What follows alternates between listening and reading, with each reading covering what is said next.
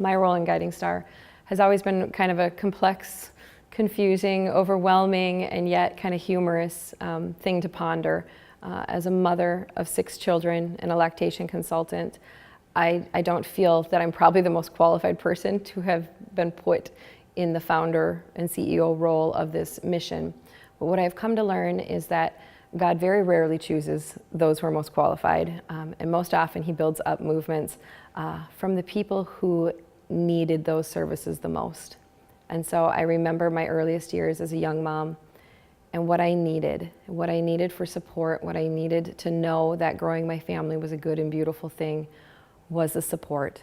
And so sometimes you get those rare people that in their need become righteously angry.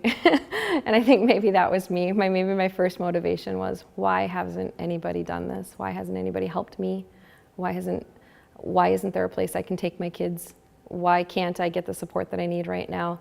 And so Guiding Star has been a continual act of surrender on my part, and recognizing that this truly could not have been something that came from me. I truly believe that this is something that has come from another source, from God, that He intends for this to succeed, because I am in no way qualified to make this project work. There's nothing about me that's special that would make Guiding Star succeed.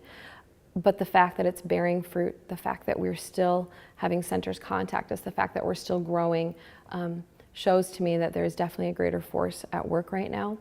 And that when we as individual people, as potential center directors, as potential donors, when we just allow God to use us in some way, He's going to do something way bigger and better than you ever would have written for your own life. Like, you never would have said, I could do that, or I could start that, or I could support that.